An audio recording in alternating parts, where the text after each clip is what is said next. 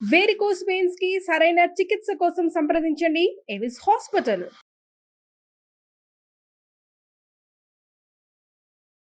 నమస్కారం సార్. నమస్తే. సార్, చాలా వరకు ప్రతి ఫ్యామిలీలో మనం చూసే సంఘటనను చెప్తూ ఉంటాను. ఒకవైపు భార్య, ఇంకోవైపు తల్లి.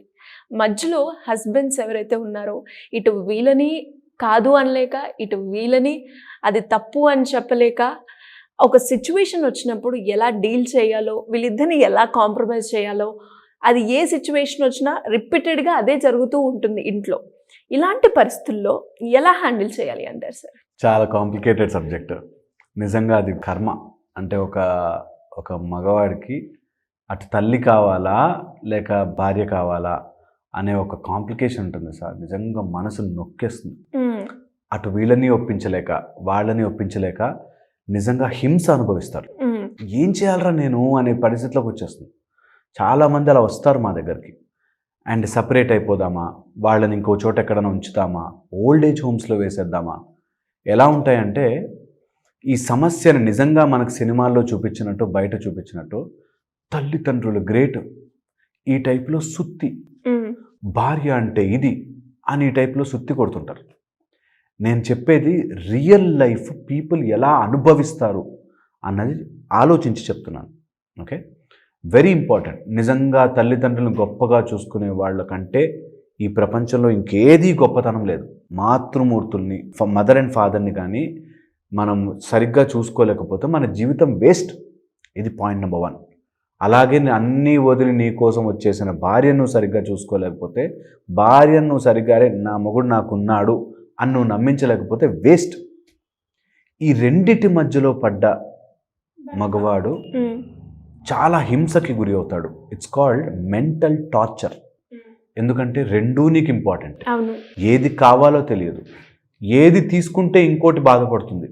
ఆ కన్ఫ్యూజన్ ఈజ్ హారబుల్. ఇది ఇక్కడే కాదు, లైఫ్లో ఎలాంటి సిచ్యువేషన్ అయినా కానీ ఇది కావాలా ఇది కావాలా అన్నప్పుడు నరకం.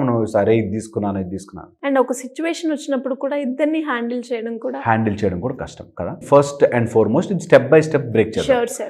ఎవరైతే ఇది చూస్తున్నారో రాంగ్ సెన్స్లో చూడకుండా, వాళ్ళ ఇలాంటివి అనుభవిస్తున్న వాళ్ళు ఉంటారు కదా, వాళ్ళకి యాక్చువల్గా యూజ్ అవుతుంది. అండ్ ఇది ఏదో సిచ్యువేషన్లో మీరు కూడా ఎంటర్ అవ్వచ్చు. సో దాని అదే పాజిటివ్ దృక్పథంతో తీసుకోవాలి. ఫస్ట్ వచ్చేసి ఎవరి బాధ్యతలు, ఎవరి లిమిట్స్ వాళ్ళకి తెలిసి ఉండాలి. ఓకే, ఎప్పుడైతే మనం అథారిటీగా ఉంటామో అదర్ పీపుల్ మన మీద ప్రెషర్ పెట్టలేరు. ఎప్పుడైతే ప్రెషర్ పెడతారో దెన్ నువ్వు కాంప్రమైజ్ అయిపోతావు. అందుకని భార్య రోల్ భార్యకి తెలియాలి, తల్లి రోల్ తల్లికి తెలియాలి.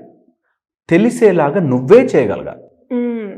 ఇది నంబర్ 1 ప్రతి భర్త తెలుసుకోవాలి. నేను తల్లిని చాలా బాగా చూసుకోవడం నా బాధ్యత, నేను చూసుకుంటాను. తల్లి need not come to me, ఊరికే నీ కోడలు ఏం చేసిందని కంప్లైంట్ చేయాల్సిన అవసరం లేదు. ఇది స్ట్రిక్ట్గా ఉండగలగాలి. సెకండ్, భార్యకి నా తల్లి నాకు చాలా ఇంపార్టెంట్, నువ్వు ఇంకా ఇంపార్టెంట్, మీరిద్దరూ నాకు ఇంపార్టెంటే, సో మీరు ఆ కంప్లైంట్లు నా దాకా తీసుకురాకూడదు. Is important. Second, very very important. Third, భార్యకి నేనున్నా నీకెందుకు, నువ్వుకంతా అనే భరోసా ఇవ్వలేకపోతే భర్త అనేవాడు వేస్ట్. భార్యకు ఆ భరోసా ఇవ్వాలి. నేనున్నా నీకు, నువ్వు భూమి మీద పడిపోతున్నా సరే నేను ఆపి పట్టుకుంటా, నీకెందుకు అనే ధైర్యం భార్యకి భర్త ఇవ్వలేకపోతే, ఇంటికి వచ్చాడ్రా బాబు ఇప్పుడు నన్ను ఏం టార్చర్ చేస్తాడు అని భార్య అనుకుంది అంటే అయిపోయింది, ఆ లైఫ్ వేస్ట్. Very important. ఇంట్లో భార్య ఏడ్చిందంటే ఆ ఇంట సిరి నిలవదు. కడకంట కన్నీరు వస్తే ఆ ఇంట సిరి నిలవదు అంటారు. ఏ ఇంట్లో అయితే భార్య ఏడుస్తుందో, ఇది ఎవరిన రాసి చూసుకోండి, ఏ ఇంట్లో భార్య ఏడుస్తుందో ఆ ఇంట్లో డబ్బులు ఉండవు. డబ్బులు వచ్చినా అనారోగ్యంతో వస్తాయి.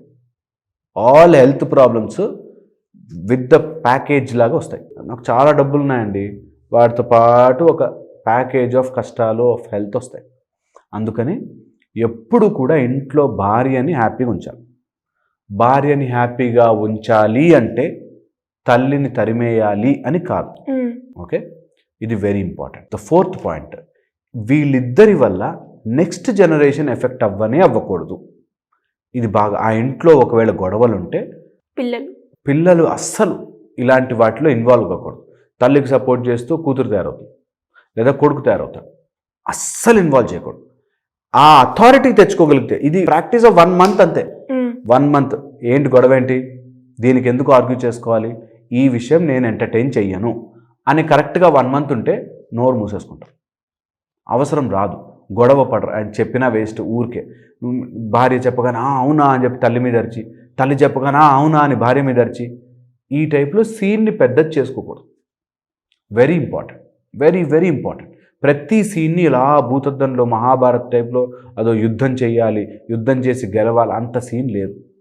ఇంట్లో ఉండే గొడవలు చిన్న చిన్నవి, గిన్నెలు పక్కకు దొరకలేదనో, లేకపోతే అన్నం మాడిపోయిందని, ఈ టైప్లోనే ఉంటాయి.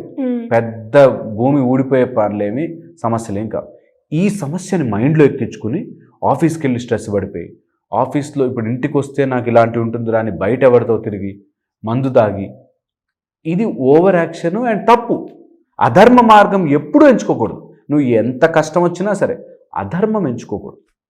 సో ఇది ప్రతి వ్యక్తి, ప్రతి హస్బెండ్ నా దగ్గరకు వచ్చేవాళ్ళు చాలామంది చెప్తారు, ఇంటికి వెళ్తే సుఖం ఉండదండి, ఇంటికి వెళ్తే నా భార్య ఇలా పోరు పెడుతుంది, అందుకని నేను బయట ఇంకొక, నువ్వు ఏదన్నా కానీ చావనన్నా చావు, అంతేకాని ఎప్పుడూ కూడా నువ్వు అధర్మ మార్గం ఎంచుకోకూడదు. నో మ్యాటర్ వాట్, అధర్మం ఈజ్ ఆల్వేస్ అధర్మం. దానికి తగ్గ ఫలితాలు నువ్వు అనుభవిస్తావు. కాబట్టి అధర్మం ఎంచుకోకూడదు. ఓకే, నెక్స్ట్ ఈ 4 levels దాటాక వెరీ ఇంపార్టెంట్, నీ మైండ్ నువ్వు ఎంత ట్యూన్ చేసుకోగలుగుతున్నావు. అప్పుడు రియాలిటీ తెలుస్తుంది, ఎవరు గొడవ చేస్తున్నారు, ఎవరు కావాలని కాంప్లికేట్ చేస్తున్నారు అనేది తెలుస్తుంది. వెన్ యూ ఆర్ కూల్, నువ్వు అన్నిటికీ ఇట్లా స్టిమ్యులేట్ చేయగానే గ్యాస్ స్టవ్ వెలిగినట్టు వెలిగిపోతూ ఉంటే నిన్ను ప్రతి దానికి స్టిమ్యులేట్ చేస్తారు. అందుకని don't get stimulated for silly things. నువ్వు అదేదో పంపు కొట్టినట్టుగా ప్రతి దానికి ఎగిరిపోకుండా నువ్వు కామ్ డౌన్. ఓహో ఇలా జరిగిందా, ఇదా సీన్, నేనేం బెటర్ చేయొచ్చు కదా. ఇది చాలా చాలా ఇంపార్టెంట్. ఎప్పుడైతే పర్సనల్గా మనం ఎదగమో ఈ సమస్యలు పెద్దవవుతాయి. ఇది బాగా గుర్తుపెట్టుకోవాలి. ప్రతి మగవాళ్ళు ఎవరైతే చూస్తున్నారో గుర్తుపెట్టుకోవాలి, నువ్వు పర్సనల్గా స్ట్రాంగ్గా ఎదగకపోతే ఈ చిన్న చిన్న గొడవలు పెద్ద కనిపిస్తాయి. ఏదో ఎవ్రీడే నైట్ వచ్చాక పంచాయతీ తీర్చే పెదరాయుడులాగా అక్కడ కూర్చుని ఇలా జరిగిందా, మా అమ్మ నసపెడుతుందండి, మా ఆవిడ చాలా చెడ్డదండి, ఈ టైప్లో ఇప్పుడు రోజు వచ్చి అక్కడ తీర్పులు చెప్తూ కూర్చోవాలి. అంత సీన్ లేదు. చిన్న చిన్న గొడవలు ప్రతి ఇంట్లో జరుగుతాయి. ఇవి కామనే. తల్లి నీ గురించి ఒకలాగా పెంచింది, నిన్ను ఒకలా ఎక్స్పెక్ట్ చేస్తుంది. భార్య నిన్ను ఒకలా ఎక్స్పెక్ట్ చేసుకుని వచ్చింది, ఒకలాగా ఎక్స్పెక్ట్ చేస్తుంది. రెండిటికి మధ్యలో నువ్వు ఇరుక్కుపోయి మునిగిపోకూడదు. ఈజీగా హ్యాండిల్ చేయాలి. చిన్నపిల్లలకి బొమ్మలు ఇచ్చినట్టుగా చిన్నపిల్లలకి నాకు ఈ బొమ్మ కావాలంటే సేమ్ కలర్ బొమ్మ కావాలని గొడవ పెడితే ఎలా సాల్వ్ చేస్తామో ఇది కూడా అంతే. ఇద్దరికీ నీ మీద ప్రేమతోనే చేస్తున్నారు. కొంచెం వీళ్ళకి వయసు అయిపోయాక, తల్లికి వయసు అయిపోయో తండ్రికి వయసు అయిపోయో కాస్త చాదస్తంతో అనారోగ్యంతో వచ్చే సమస్యలు వేరుంటే, ఒక ఇంట్లో ఒక అమ్మకి ఆర్థరైటిక్ ప్రాబ్లం, లేచి నడవలేదు, మోకాళ్ళ నొప్పులు, ఇంకా కోడల్ని టార్చర్ పెడుతుంది, అది తీసుకురా ఇది తీసుకు, కనీసం లేచి అలా తీసుకోదు.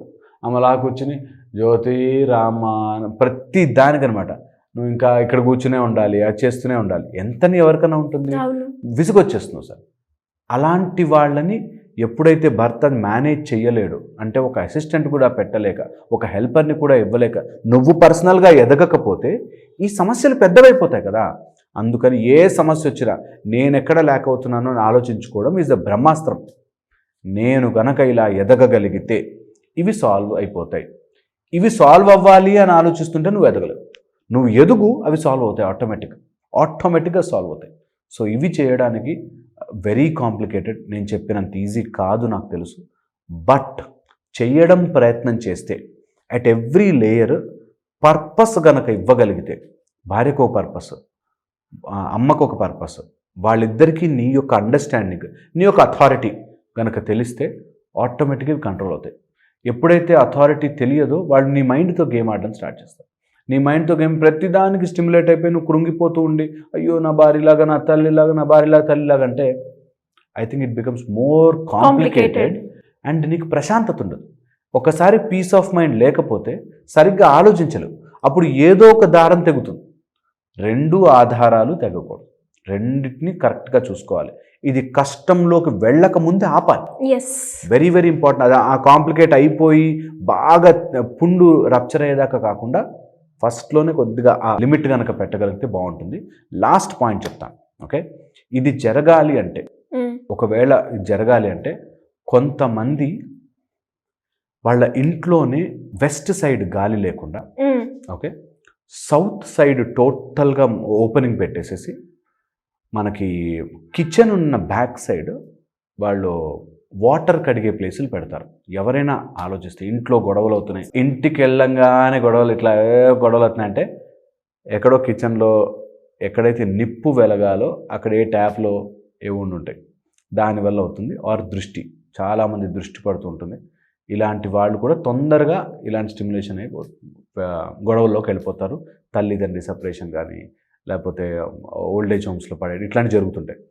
సో అదొక్కసారి తెలివితో ఆలోచించుకుంటే, అదొక్కటే కాదు అది కూడా పార్ట్ అయి ఉండొచ్చు. ఒకసారి ఆలోచించుకుంటే I think things will fall in place. Great sir, thank you so much.